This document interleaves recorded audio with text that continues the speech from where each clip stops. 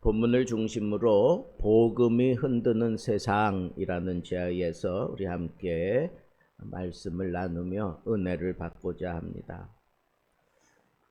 진짜 힘은 침묵하지 않는 법입니다. 사람들은 복음을 내면의 평안이나 도덕적 교훈 정도로만 생각할 때가 있습니다. 하지만 진짜 복음은 세상의 구조를 뒤흔드는 법입니다. 사도 바울의 복음은 단순한 가르침을 넘어 우상을 무너뜨리고 돈의 흐름을 멈추게 하며 결국 도시 전체가 들끓는 소동으로 이어졌습니다. 왜 복음은 세상의 반발을 사게 되는 것일까요? 오늘 본문에서 복음과 세상의 충돌을 통해서 그 이유를 명확히 우리에게 보여주고 있습니다. 복음은 계획적입니다. 바울이 마게도냐와 아가야를 거쳐서 이제 예루살렘으로 가기로 작정을 하게 됩니다. 그리고 에베소 사역이 우리가 잘 아는 대로 이태 동안이나 에베소 두란노 서원에서 그렇게 말씀으로 아시아 전역을 뒤흔드는 그런 역사들이 있었던 것을 우리가 앞에서 다 살펴봤는데, 그리고 난 이후에 바울은 성령의 인도하심에 따라 다음 선교 방향을 세우게 됩니다. 이런 것들을 보면 복음은 그냥 흘러가는 대로 그냥 흘러가는 게 아니라 계획과 목적을 가지면 더 굉장한 그러한 역사가 일어나는구나 라고 생각하게 됩니다. 바울은 한 지역에서 일어난 변화에 머물지 않고 그 변화를 토대로 해서 더 큰 지역, 예루살렘 그리고 로마에까지 보아야 하리라. 내가 로마를 보아야 하리라. 그러니까 이 바울은 이 복음에 사로잡히더니 그 세계관이 아주 거대해진 것을 볼 수가 있습니다. 어느 한 지역에서 복음을 전하는 것으로 만족하지 않고 세계를 지배하고 있는 그 로마의 심장부까지 가야 된다라고 그렇게 그 계획을 전략적으로 세우고 있는 것을 우리는 유의해서 보아야 하겠습니다. 여러분들은 복음을 이렇게 전하는 데 있어서 바울처럼 이렇게 세계관을 넓혀 본 적이 있습니까? 나의 신앙을 그냥 복음이 흘러가는 대로 맡기고 가는 겁니까? 아니면 이처럼 복음에 대한 열정으로 세계를 향한 복음으로 여러분들은 만들어 가고 있습니까? 이 복음은 세상의 이익을 건드립니다.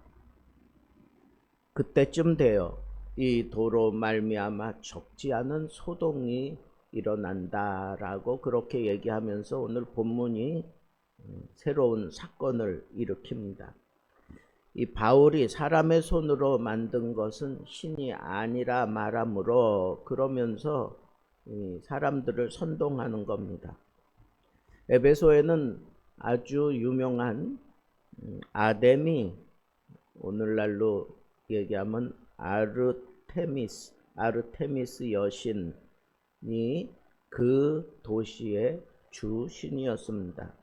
그리고 그 아데미 여신을 통해서 아주 그 도시 자체가 강력하게 묶여져 있고, 그리고 그것은 종교뿐 아니라 그들의 생활에까지 아주 파급이 되어 있습니다.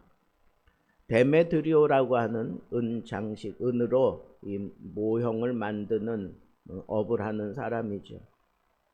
그래서 아데미 신전을 은으로 이렇게 만들어서 사람들에게 파는데, 그게 그냥 관광객들을 노리는 정도가 아니라 아예 그 시 전체가 이 아데미 신전에 이렇게 귀속되어 있는 것처럼 그 에베소 사람들은 그렇게 생각하고 있기 때문에 자기 손에 혹은 자기 가정에 자기 삶의 직장에 이 아데미 신전을 갖다 놓아야 마음에 평안이 있고 그리고 무언가 해봄직한 그런 생각들을 하는 겁니다.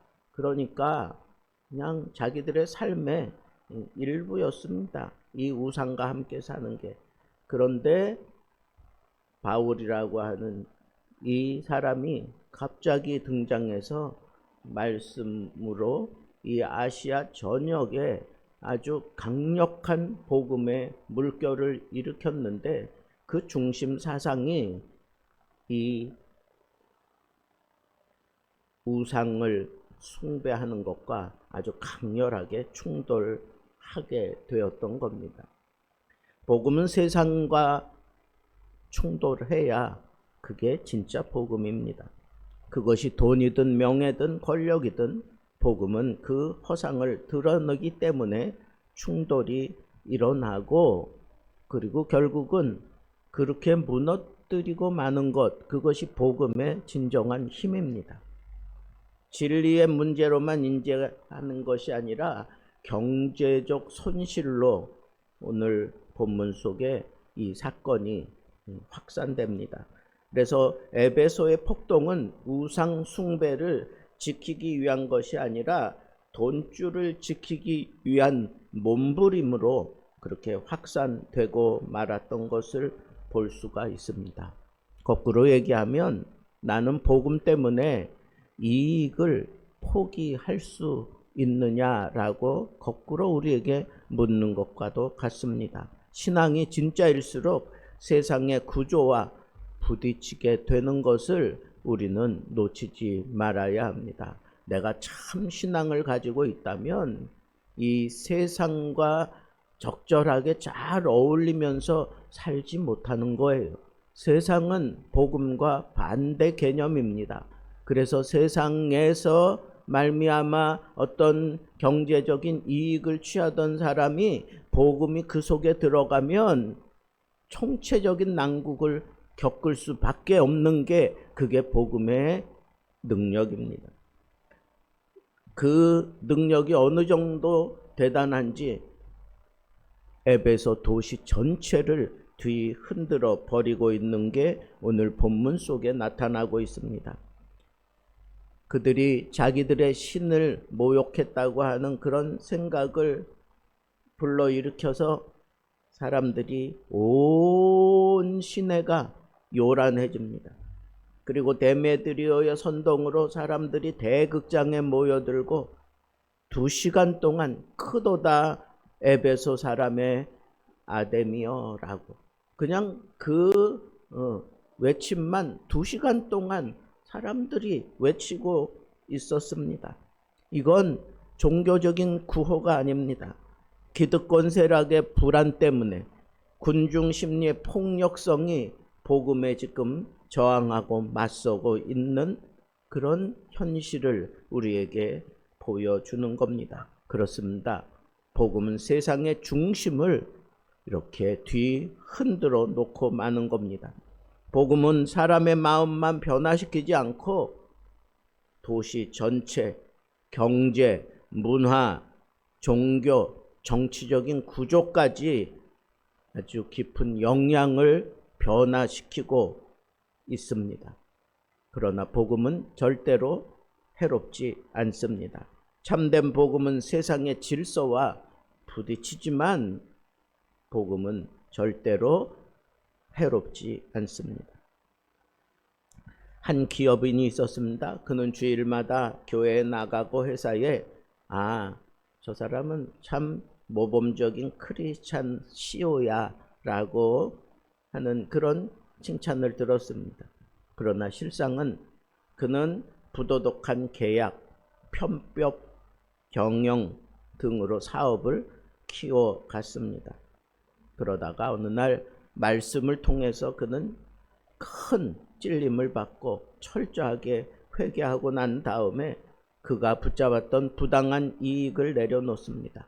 투명한 회계와 공정한 계약으로 회사를 바꾸기 시작합니다. 그의 경영은 상당히 신선하게 보였지만 그 결과 매출은 감소하고 직원들의 일부는 불만을 품고 떠나가기 시작합니다. 그리고 몇 년 후 그는 이렇게 말합니다. 복음은 내 마음만 바꾼 것이 아닙니다. 내 회사, 내 재정, 내 업계의 방식, 내 회사의 경영 방식조차 다 바꾸었습니다. 이것이 복음입니다. 라고 그렇게 얘기하면서 그는 그로 말미암는 경제적인 손실과 여러 가지 많은 어려움 속에서도 그는 굴하지 아니하고 복음이 이끌어낸 대로 그렇게 새롭게 경영해 가면서 오히려 많은 사람들에게 존경을 받고 인정받는 그런 이름을 얻게 되고 차츰차츰 사람들에게 인정을 받으면서 그는 아주 굴지의 기업으로 그렇게 커졌노라고 그렇게 고백을 했습니다. 여러분, 저는 오늘 말씀을 통해서 아주 뚜렷한 사실 하나 머릿속에 그렸습니다. 그건 결국은 복음이 이긴다. 복음이 결국은 이긴다라고 하는 생각입니다. 그렇게 모여든 많은 사람들, 상대도 안 되는 숫자 아닙니까? 그런데도 불구하고 서기장이 그 떠드는 사람들을 진정시키고 이렇게 얘기합니다. 지금 이 사건의 발단은 조사해 보니까 이 사람들이 신성 모독한 것도 아니고 우리 여신을 회방하지도 않았다. 오히려 우리는 지금 폭력을 조장하고 있는 것처럼 느껴지고 있으니 이 문제가 더 확산되면 큰 문제로 이것이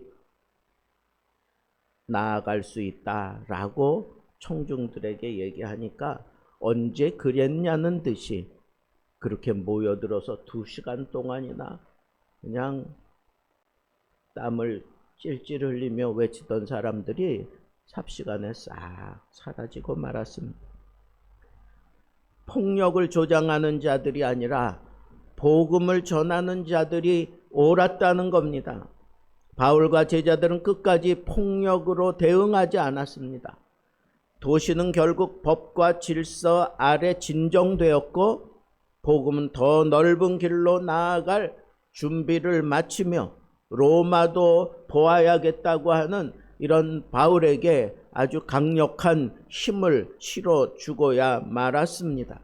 복음의 거세게 대항했던 세상의 물결이 우리 코앞에 눈앞에 나타나서 저렇게 외쳐대고 있지만 결국은 복음은 세상을 이깁니다. 결국은 복음이 이기는 법입니다.